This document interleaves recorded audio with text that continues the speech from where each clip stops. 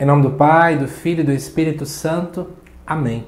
Amados irmãos e irmãs, é com muita alegria que nós estamos aqui para juntos estudar e meditar a primeira leitura que a Igreja nos apresenta para esta quarta-feira da primeira semana da Quaresma. O texto de hoje se encontra lá em Jonas, no capítulo 3, versículos de 1 a 10, e nos diz assim: A palavra do Senhor foi dirigida a Jonas, pela segunda vez.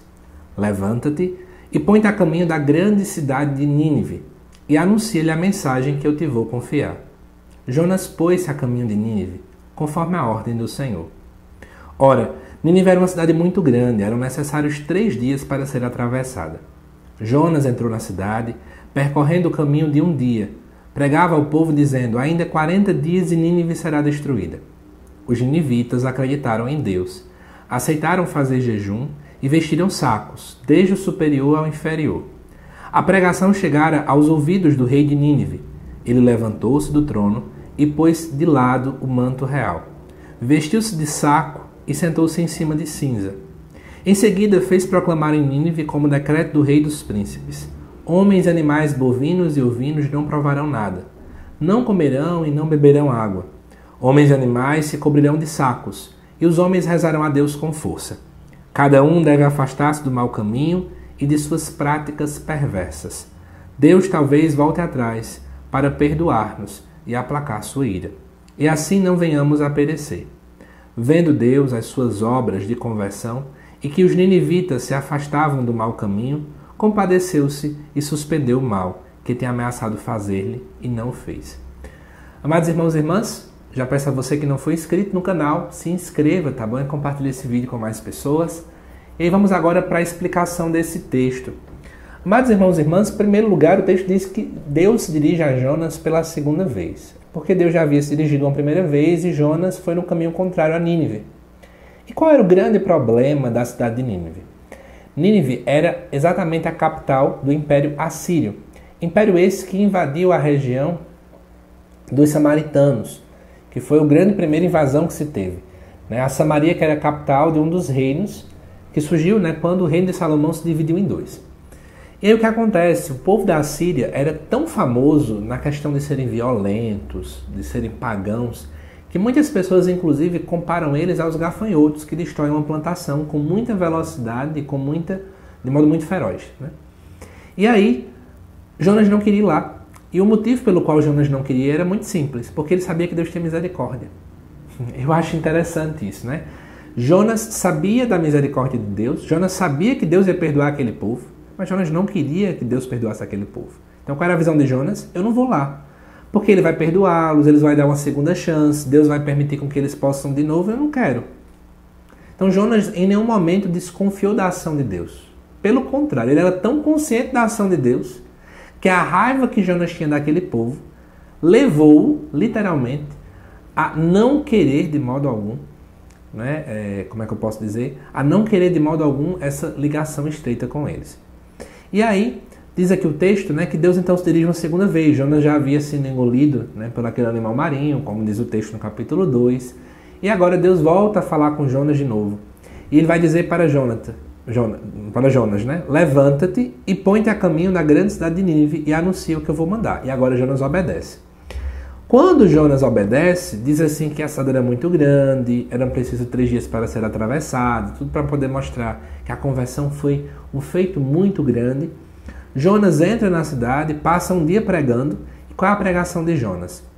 Ainda em 40 dias é que vai ser destruído. O 40 já se liga a esse período quaresmal, E nós podemos até pensar, são 40 dias de conversão para que a destruição não aconteça. É 40 dias para que nós estejamos também preparados para a Páscoa do Senhor. Os ninivitas, ao escutarem a pregação de Jonas, segundo o texto, acreditam em Deus, fazem jejum, se vestem de sacos. Entenda que esse vestimento de sacos, a gente faz isso hoje, mas era uma prática penitencial daquele tempo, ou seja, eles fazem penitência. E diz aqui o texto também que a pregação de Jonas chega ao ouvido do rei de Nínive. E vamos pensar, mesmo sem saber muito bem quem é ele, nós podemos pensar, a pregação, a palavra de Deus proclamada pode chegar no coração das grandes autoridades. Pode chegar no coração dos grandiosos, das pessoas poderosas.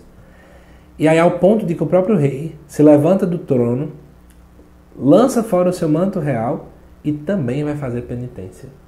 O chamado que Deus queria fazer no coração daquele povo era que todas as pessoas, e quando eu falo todas, era todas as pessoas mesmo, poderem fazer penitências, mortificações e por aí vai.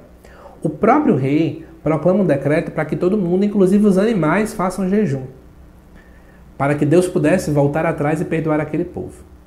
E aí o que acontece no texto? Segundo o versículo 10, Deus de fato, vendo aquilo que aconteceu no coração do povo, vendo que eles se afastaram, tem misericórdia, e embora ele tenha ameaçado, Deus não faz aquilo que realmente tinha dito que ia fazer. Você pode dizer, mas Lucas, a gente não fala que Deus, quando ele fala, ele cumpre o que ele diz? Então, se ele disse que ia destruir Nínive, então ele teria que cumprir aquilo que ele fala. Então, eu quero te explicar o seguinte. A gente não pode ficar levando esse texto ao pé da letra, no sentido de que exatamente tudo isso aqui aconteceu. Na verdade, esse texto ele tem um objetivo teológico muito maior, para dizer o seguinte, que as nossas ações, né, as nossas ações de penitência, o nosso esforço para mudar de vida, gera frutos. E esse fruto é justamente a não destruição, é frutos de vida, é frutos de mudança de vida na sociedade em que eu vivo. Muitas vezes, não sei se vocês concordam, mas às vezes da própria quaresma, né? Já estamos na primeira semana, então já passou aí alguns dias, quase uma semana, né? E aí a gente fica naquela reflexão, nossa, já faz uma semana que eu disse que eu ia parar de discutir e meu marido não mudou.